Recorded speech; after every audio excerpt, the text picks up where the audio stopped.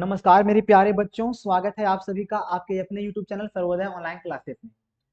जैसा कि आप सभी को पता है कि आप सभी के क्लास 11 का जो एग्जाम होने वाला था, उसी एग्जाम को लेकर के आज जैक बोर्ड ने जो है वो आप सभी के लिए क्लास 11 की सारे विषयों की मॉडल सेट जारी कर दी।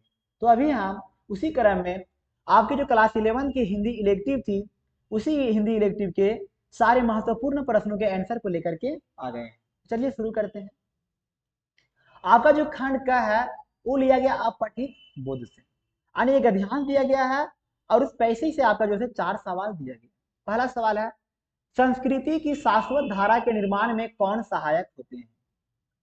तो यहाँ सवाल क्लियर लिखा हुआ है कि संस्कृति की शाश्वत धारा के निर्माण में वाल्मीकि, व्यास, नानक, कबीर, सूर आदि जैसे महाकवियों एवं मनीषी चिंतकों आध्यात्मिक पुरुषों से होता है।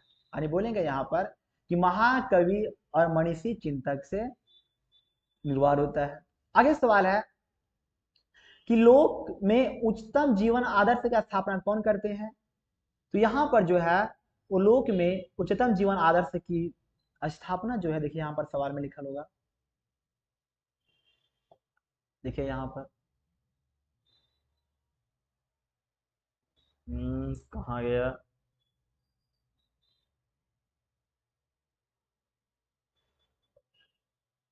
तो हाँ, सत्व धर्मी, इसके सृजन संकल्प स्थापना, यहाँ बोलेंगे हम लोग सत्व धर्मी। आगे सवाल है, राजनीतिक और आर्थिक अवस्थाएं किस बात का अनुपालन करके सार्थक हो जाती है? तो यहाँ भी देखेंगे हम लोग, तो यहाँ देखते हैं हम लोग कि सर्वोच्च राजनीतिक और आर्थिक जीवन अवस्थाएं जब शाश्वतता का अनुपालन करती तो वह सार्थक हो जाती है। और यहाँ बोलेंगे हम लोग, क्या आपका यहाँ पर था शाश्वतता का ना, शाश्वतता का अनुपालन करती है, यानी मेरा यहाँ हो जाएगा शाश्वतता का अनुपालन करने से। आगे मेरा सवाल है कि व्यय का विलोम शब्द क्या होगा? तो व्यय का विलोम यहाँ होगा आय। आगे सवाल है, छिप छिप अश्रु बहाने वाले मोती वह बहाने वालों कुछ सपनों के मर जाने से जीवन नहीं मरा करता है। सपना क्या है? नयन सेज पर सोया हुआ आंख का पानी और टूटा हुआ उसके ज्यों जाए कच्ची जीवन जवानी, गीली उम्र बनाने वाले डूबे बिना नहाने वालों कुछ पानी के बह जाने से सावन नहीं मरा करता है। तो यहां बोलेंगे, यहां पर लिखा हुआ है कुछ सपने के मर जाने से जीवन नहीं मरा करता है। पंक्ति से क्या तात्पर्य? तात्पर्य यहाँ पर है कुछ आशाएं पूरी न भी हो तो भी जीवन नष्ट नहीं होता। आगे है, अश्रु की उपमा कवि ने किससे दी है? तो सपनों से दी है। आगे सवाल है, प्रस्तुत काव्यांश के माध्यम से कवि ने क्या प्रेरणा दी है? तो यहाँ पर जो है वो निराशा त्याग करके कर्मशील बनने की प्रेरणा दी है। आगे है, छिप छिप कर अश्रु बहाने वालों मोती व्यर्थ बहाने वाले, पंक्ति में कौन सा अलंकार? यहाँ छिप छिप जो शब्द है यहाँ मेरा है अनुप्रास अलंकार, यानी पुनरुक्ति अनुप्रास अलंकार। मेरा खंड का है अभिव्यक्ति माध्यम से। तो सवाल पहला है, जन संचार माध्यम का प्रमुख कार्य क्या है? तो सूचना देना, शिक्षित करना, रोजगार की जानकारी देना और इनमें से सभी, यानी ऑप्शन नंबर आपका 4 सही आंसर हो जाएगा। आगे है, पत्रकारिता के विकास में कौन सा मूल भाव सक्रिय रहता है? तो यहाँ पर आपका होगा जिज्ञासा। आगे है, विचारों के आदान प्रदान करने की सबसे प्राचीन शैली कौन सी है? तो पत्राचार। आगे है, भारत में प्रकाशित होने वाला प्रथम समाचार पत्र बंगाल गजट का प्रकाशन वर्ष क्या है?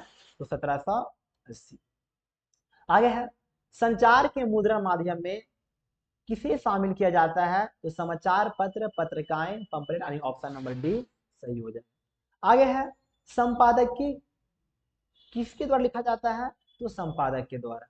आगे है, फीचर में तथ्यों की प्रस्तुति का ढंग क्या होता है? तो मनोरंजन। आगे है, औपचारिक पत्र में किन पत्रों को शामिल करते हैं? तो संपादकीय, शिकायती, व्यवसायिक, यानी ऑप्शन नंबर आपका 4 सही हो जाएगा। आगे है, रिमाइंडर को हिंदी में क्या कहते हैं? तो अनुस्मारक। आगे है, नोटिस को हिंदी में क्या कहते हैं? तो टिप्पणी। आगे सवाल मेरा है पुस्तक से, यहाँ लिखा है, मुरली तबु गोपालहि भावती सुनी रे सखी जदपि ननलाही नाना भांति नचावती राखती एक पाई ठौड़ी करी अति अधिकार जनावती। प्रस्तुत पंक्ति के कवि कौन है?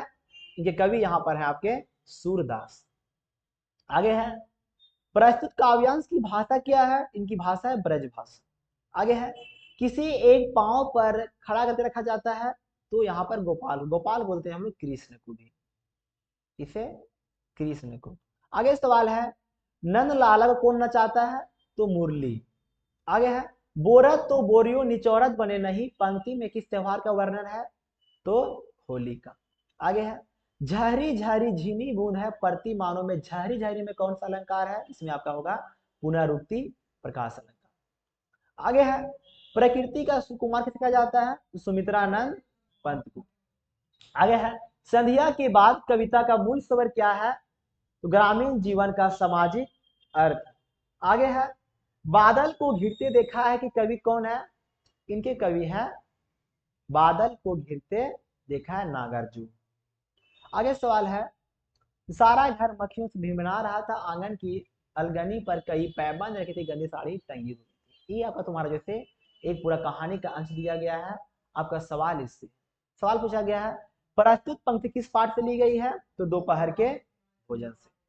आगे है विभाग की कलर का किसी छटनी हुई थी, तो मुंशी चंद्रिका प्रसाद की। आगे है आंगन की अलगनी पर कई पैबंद लगी एक गंदी साड़ी टंगी हुई थी, यहाँ किसकी साड़ी की बात की जा रही है, तो सिद्धेश्वरी की। आगे है प्रस्तुत पंक्तियों के लेखक कौन है, तो अमरकांत। आगे है टॉर्च बेचने वाला वायदे के मुताबिक कितने साल बाद उस जगह पहुंचा था जहां उसे दोस्त से मिलना था, तो 5 साल के बाद। आगे है गूंगे को किसने पाला था, तो उसके जो है बुआ फूफा ने। आगे है उसकी माँ किस विधा की रचना है, तो उसकी माँ यहाँ पर एक कहानी है। आगे है भारतेंदु हरिश्चंद्र के अनुसार उन्नति के लिए क्या अनिवार्य, जिसमें आपका हो जाएगा इनमें से सभी। आगे है अंडे के छिलके किस प्रकार का एकांकी है, तो पारिवारिक एकांकी है। आगे है हुसैन की कहानी अपनी जवानी में हुसैन कौन से बोर्डिंग स्कूल भेजे गए थे, तो बड़ौदा का बोर्डिंग स्कूल। आगे सवाल है आधुनिक भारतीय चित्रकला के प्रमुख स्तंभ मकबूल फिदा हुसैन को 1973 में किस सम्मान से अलंकृत किया गया था, तो पद्म विभूषण। आगे है आवारा मसीहा किस विधा की रचना है, तो यह आपका एक जीवनी है। ठीक है, ये थे आपके महत्वपूर्ण सवाल। अब मिलेंगे नेक्स्ट वीडियो में। अगर आप लोगों की क्या सूचना है, अगर आप चाहते हैं कि हिंदी रिलेटिव का हम ऑनलाइन तैयारी करें, तो आपको हमारे इस चैनल पर हिंदी की सारी वीडियो मिल जाएगी। तो प्लीज आपसे आग्रह है इस वीडियो को शेयर करें, हमारे चैनल को सब्सक्राइब करें। मिलेंगे अब नेक्स्ट वीडियो में, तब तक के लिए धन्यवाद।